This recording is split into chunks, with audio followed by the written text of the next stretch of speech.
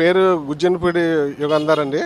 నేను మాజీ కౌన్సిలర్, పిఠాపురం నియోజకవర్గం. అది వంగగీత విశ్వనాథ్ గారు గెలుస్తారండి.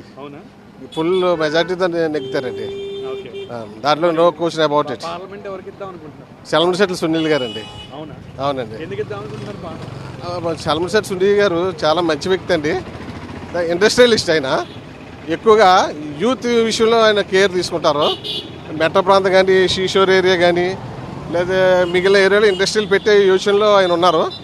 అలాగే అదేవిధంగా యూత్ పిల్లలకి కొన్ని స్కిల్స్ సంబంధించిన ట్రైనింగ్ కూడా ఇవ్వాలని ఆ ఇన్స్టిట్యూట్ ఏదో పెట్టాలని ఉన్నారు. నెక్స్ట్ ఇంకోటి ఏంటంటే అండి, ఈ కాకినాడ పార్లమెంట్ నియోజకవర్గంలో 400 విలేజ్లు ఉన్నాయి సార్. 400 విలేజ్లు కూడా సునీల్ గారు దత్తత తీసుకున్నారండి, అడాప్ట్ చేసుకున్నారు.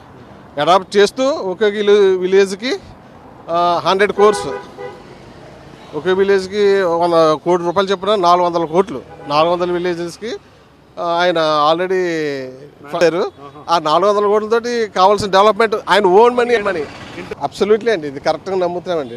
ముందునిచ్చిన నిలబడిన హామీలు కానీ క్యాండిడేట్ కానీ లెక్క వేరే.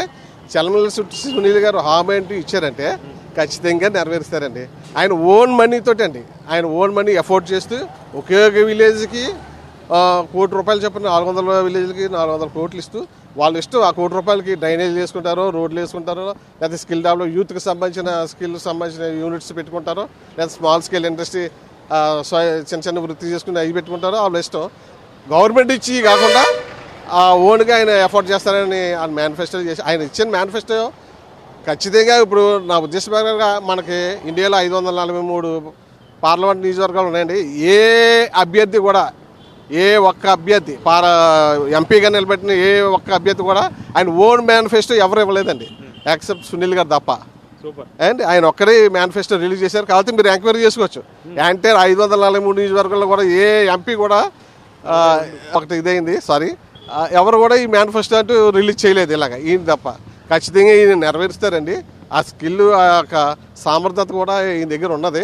అంతేకాకుండా ఈయనకి కానీ మేము ఖచ్చితంగా ఫుల్ మెజార్టీ ఇస్తే, మోర్ దాన్ ల్యాక్స్ మీద కానీ ఈయనకి మెజార్టీ ఇస్తే పార్లమెంట్లో ఈయనకు ఒక వాల్యూ అంటూ ఉంటుంది.